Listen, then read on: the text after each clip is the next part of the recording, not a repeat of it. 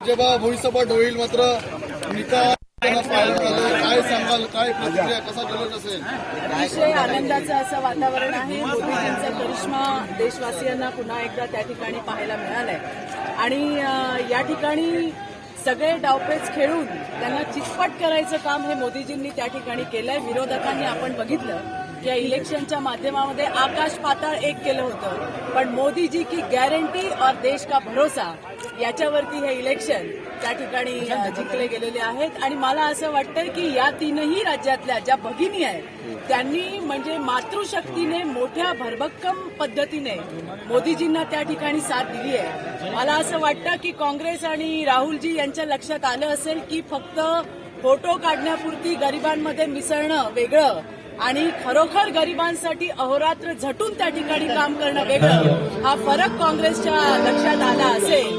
एवढंच नाही तर निश्चितपणे आपण बघितलं असेल की ज्या ज्या राज्यातून राहुल गांधींची यात्रा गेली त्या त्या राज्यातून मरभक्कम असा पाठिंबा हा मोदीजींना त्या ठिकाणी मिळाला. म्हणजे देश की गॅरंटी बोले तो मोदी और देश की पनौती बोले तो हे आज देशामध्ये त्या ठिकाणी सिद्ध झालेलं आहे. या जानेवारी महिन्यामध्ये भगवान श्री राम मंदिरामध्ये विराजमान होणार आहे आणि 2024च्या निवडणुकांनंतर आपले सगळ्यांचे लाडके मोदीजी हे पुन्हा एकदा त्या ठिकाणी रामराज्य आणतील.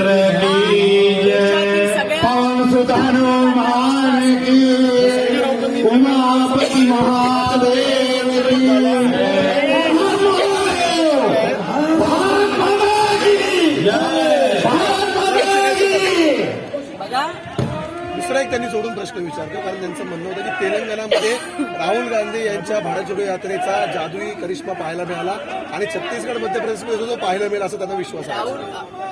आपल्या सर्वज्ञानींच्या सगळ्या स्टेटमेंट फार मनावर घेऊ नका. सकाळपासून जे रिझल्ट येत आहेत त्याच्याने त्यांना आणखी झटके येण्याची शक्यता आहे, ती नाकारता येत नाही. हा लोकांचा विजय आहे, लोकांनी दिलेला विजय आहे. मोदीजींना त्या ठिकाणी सर्वमान्य असं नेतृत्व, क्लिअर मॅन्डेट त्या ठिकाणी तिन्ही राज्यातल्या लोकांनी दिलंय. जर तुम्ही तेलंगणाची गोष्ट कराल तर आज 1 वरून आम्ही 2 डिजिटमध्ये गेलोय. ही सुद्धा फार मोठी उपलब्धी त्या ठिकाणी आहे आणि म्हणून मी म्हटलं की देश की गॅरंटी कोण, तर देश की गॅरंटी है मोदीजी आणि हे सर्वज्ञांनी सुद्धा आता मान्य करायला पाहिजे. मॅडम, शरद पवार असं म्हणतात की सध्या ईव्हीएमला दोष देणं गरजेचं नाहीये, परंतु लोकांचं असं म्हणणं आहे की ईव्हीएम बाबत काहीतरी मला असं वाटतंय की आज आनंदाची गोष्ट आहे की ज्या पद्धतीने विजय मिळालाय आणि विरोधकांनी नेहमीप्रमाणे ईव्हीएमचं जे टुमणं लावतात ते यावेळेला लावलेलं नाहीये. याच्या आधी सुद्धा आणि आता सुद्धा जनतेच्या मनामध्ये मोदीजी आहेत.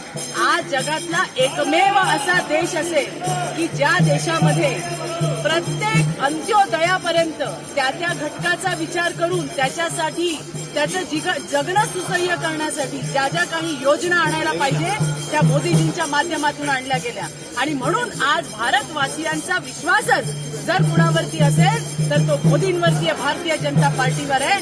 आणि ज्या ज्या वेळेला असं सांगितलं गेलं मध्य प्रदेश जाणार, राजस्थान जाणार, लोकांसाठी हा अनपेक्षित निकाल असेल, पण आमच्यासाठी भारतीय जनता पार्टीसाठी हा अपेक्षित निकाल होता आणि त्या पद्धतीने काम केले. भारतीय जनता पार्टीच्या सगळ्या कार्यकर्त्यांना, सगळ्या नेत्यांना, आमचे नेते मोदीजी, आमचे नेते अमित भाई शाह, आमचे नेते JP नड्डाजी, एवढंच नाही आपल्या महाराष्ट्रातून आपल्या सगळ्यांचे नेते, आमचे नेते, राज्याचे उपमुख्यमंत्री देवेंद्रजी फडणवीस यांच्या सुद्धा विविध सभा या सगळ्या राज्यांमध्ये झाल्या.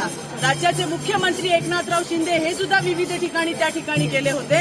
कार्यकर्त्यांचा हा विजय आहे, देशवासियांचा हा विजय आहे आणि म्हणून मी सांगितलं की जानेवारीमध्ये भगवान राम मंदिरात विराजमान होणार आहे आणि 2024 नंतर मोदींच्या रूपामध्ये पुन्हा एकदा राम राज्य आपल्या देशामध्ये. तुम्ही स्वतः दिसून आलात, मतदारांची संख्या आता आकलन करताना दिसून येते की मोठ्या प्रमाणात आहे. आता महाराष्ट्राच्या अभिषेकाने हा प्रश्न आहे की लेक लडकी योजना असेल किंवा एसटी मध्ये 50% सवलत असेल, वेगवेगळ्या योजना महाराष्ट्रात दिसत आहेत. तर या 4 राज्यांच्या निकालाची पुनरावृत्ती महाराष्ट्रात दिसेल. या राज्यांची पुनरावृत्ती तुम्हाला बार लगातार या देशामध्ये होताना दिसेल. महाराष्ट्रामध्येही तुम्ही जर फिरलात तर तुम्हाला महाराष्ट्रातल्या महिलांची मतं जाणून घेता येतील. आज 50% महिला या त्या ठिकाणी सत्तेमध्ये सहभागी होण्यासाठी त्या ठिकाणी तयार आहेत. आणि मला तुम्हाला सांगायचंय, महाराष्ट्रातल्या महिलांचा कौल सुद्धा भारतीय जनता पार्टीवर, आमचं नेतृत्व मोदीजी यांच्यावरती आहे. कारण मोदीजींची गॅरंटी हा देश का भरोसा आहे आणि हा महाराष्ट्राचा सुद्धा भरोसा आहे. थँक्यू.